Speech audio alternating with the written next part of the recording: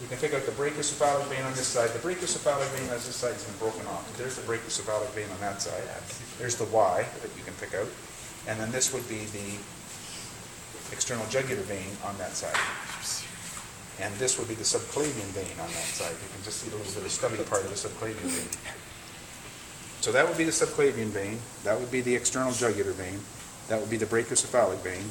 Here's the brachiocephalic vein over here. And that would be the superior vena cava. So we take those and we fold them back this way.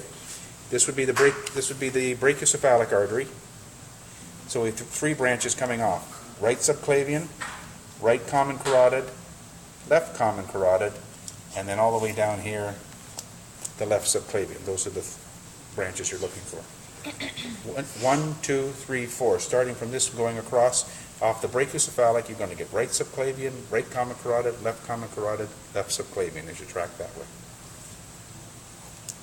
Now, I think the common carotid here, it's still in pretty good shape. Common carotid here will travel up the side of the neck. Other common carotid travels here. And this is the brachiocephalic here. Is that the heart? That's the heart there, yeah. What's a small heart? It's embedded in it's got a pericardial sac around it. You can see the... Oh. That's the pericardial sac, the parietal and the visceral pericardium around the heart. It smells so good. Okay. On the digestive side, on the abdomen side, we're not looking for much. We got the diaphragm sits here. There's the muscle between the thorax and the abdominal cavity. Liver sits below, which is this thing. Here's the liver. Yeah. That's famous now. Gallbladder is this pouch. So this pouch here, kind of a green pouch, is the gallbladder. There's the stomach. Here's the small intestine coming up in the stomach. All of this would be classified as the small intestine. This would be the mesentery of the small intestine, which is that thin saran wrap. You can see how the arteries and the veins would travel in the mesentery to supply the digestive tract. You follow the small intestine around till it almost comes to, let's see where we are in this guy. Comes to there. Usually they run into it at about 90 degrees. This would be the very end of the small. This would be the large intestine here.